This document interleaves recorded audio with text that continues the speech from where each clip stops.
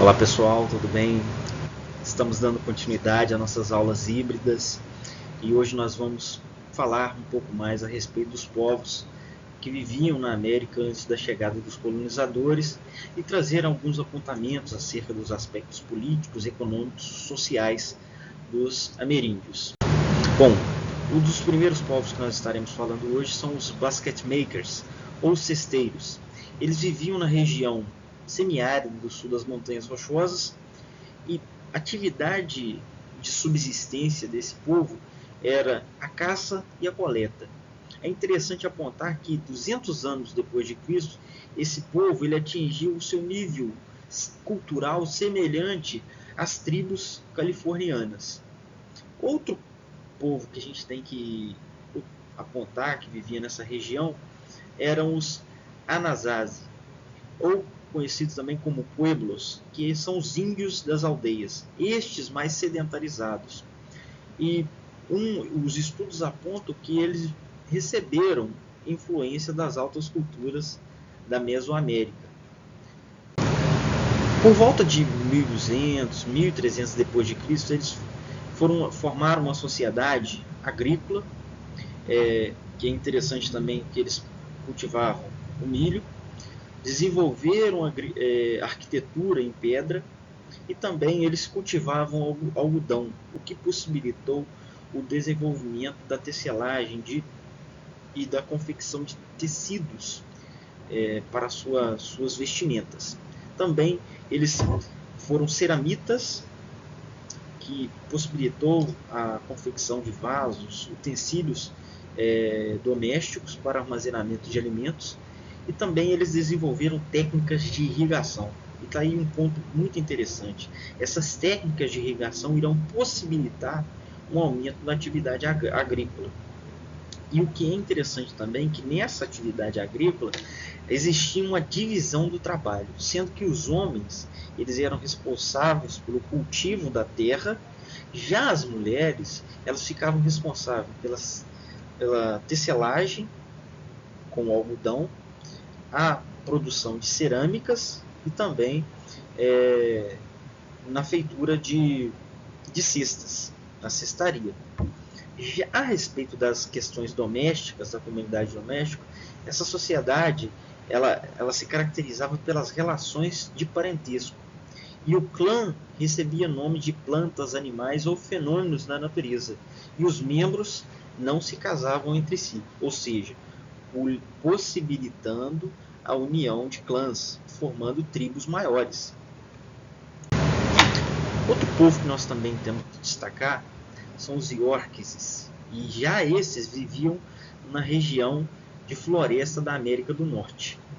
Eles habitavam inicialmente a região do Mississippi. Depois eles migraram para a região dos Apalaches. E a sua subsistência era principalmente a pesca, a coleta e a horticultura rudimentar. E um aspecto interessante dos Iroqueses é a divisão da tribo, as atribuições que há frátrias, que seriam as funções sociais, religiosas e militares. Essa divisão caracterizava uma sociedade, uma tribo que tinha estratos sociais. Não era uma organização comunal. Isso é muito interessante, o que é possível a gente inferir que nas sociedades dos povos ameríndios existiam características distintas de uma tribo da outra. Com o passar do tempo, eles desenvolveram a agricultura, plantando milho, feijão e abóbora. Isso vai possibilitar a sedentarização desses povos, né, gente? Outro aspecto a gente tem que destacar são os mulds, que eram montículos de terra produzidos por eles em forma de colinas que serviam de túmulos e templos e locais de residência. E aí a gente tem que destacar também a respeito das características do processo de enterro, dos momentos fúnebres. E isso poderia variar de acordo com o estrato social, com a condição social daquele indivíduo. Quando o status social daquele indivíduo era elevado, eram feitos aterros e cercados de objetos cerimoniais artisticamente elaborados de grande luxo. Ou seja, existia uma distinção social nos iroqueses.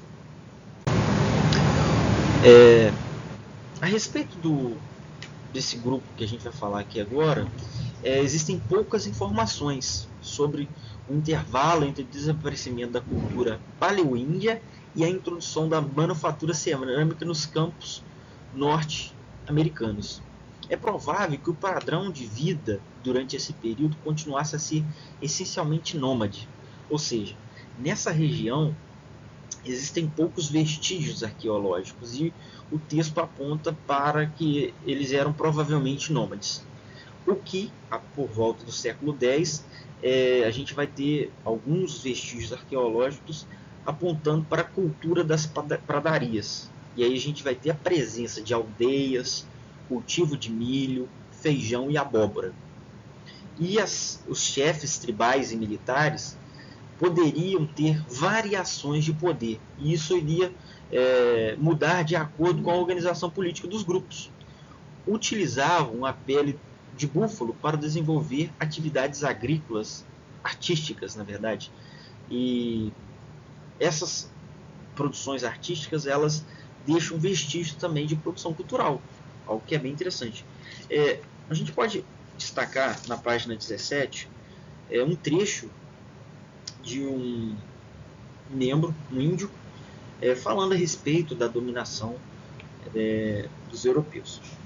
Somos parte da terra e ela é parte de nós. Sabemos que o homem branco não compreende o nosso modo de viver. Para ele, um lote de terra é igual a outro. Porque ele é um forasteiro que chega na calada da noite e tira da terra tudo o que necessita. A terra não é sua irmã, e sim sua inimiga, e depois de a conquistar, ele vai embora.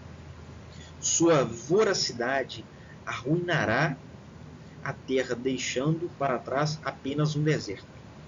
De uma coisa sabemos: a terra não pertence ao homem, é o homem que pertence à terra.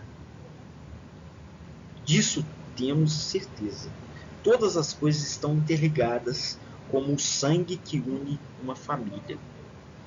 E essa é um trecho da carta do cacique Seattle de 1855. E é muito interessante que ele vai falar das distinções de como o branco colonizador ele vê a terra e a utilização da terra, e como os indígenas, os ameríndios, eles viam a questão da terra para eles. A terra era de uso coletivo e não a sua inimiga, como eles apontam aqui no texto. Para finalizar, nós vamos falar das áreas circun-caribe, que é a região do Caribe. E aí a gente tem que citar o povo Chibchas ou Miuscas. Eles viviam do cultivo da terra, utilizavam muito os recursos da terra. Também eles desenvolveram técnicas metalúrgicas e também produção de cerâmica.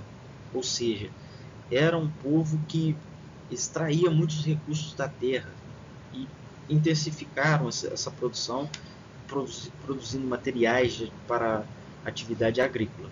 E outro aspecto desse povo é que eles dividiam o trabalho, ou seja, cada clã também tinha a sua autonomia. Eles não eram uma tribo unificada. Cada clã ele se organizava à sua maneira.